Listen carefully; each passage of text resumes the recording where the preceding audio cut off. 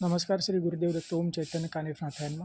आज मी आले श्री मच्छिंद्रनाथांची तपोभूमी देवाचा डोंगर अर्थात आंबडपाल आडूळ तालुका कुडाळ जिल्हा सिंधुदुर्ग इकडे, जिथे नवनाथ अध्यायामध्ये जसं 6व्या अध्यायात सांगितलं आहे की मच्छिंद्रनाथांचं आणि मातेचं जे कालीमातेचं जे वादविवाद झाला, त्यानंतर मग त्यांनी आशीर्वाद घेऊन मातेचा तिकडे 3 दिवस तपश्चर्या केली आणि तेव्हा स्वतः भगवान प्रगट झाले शिवशंकर आणि मग त्यांनी कालिकास्त्र मातेला विनंती करून मच्छिंद्रनाथांना दिलं.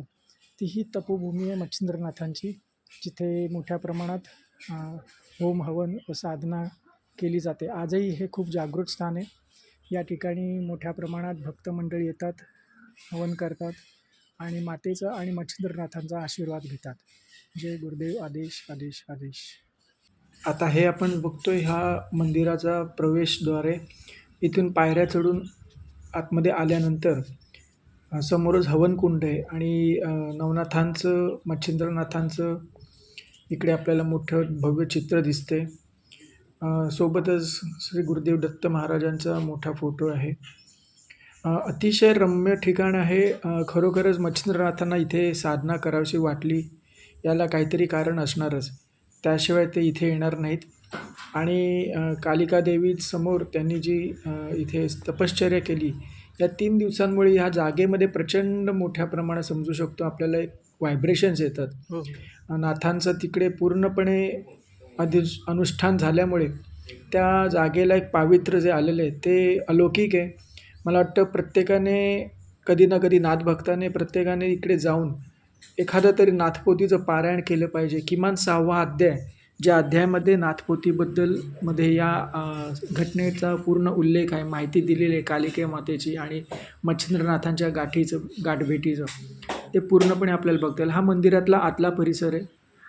गाभाऱ्याच्या आसपासचा जे इथे मूर्ती आहेत, नाथांच्या तसविरी आहेत, वेगवेगळे विशेष जे काही उत्सव होतात त्याबद्दलची सुद्धा इथे माहिती. हा पूर्ण गाभारा आपण बघू शकतो की इकडे नाथांचं मच्छिंद्रनाथ, आदिनाथ भोलेनाथजी आणि माता रूपातनं देवीचं इकडे आहे.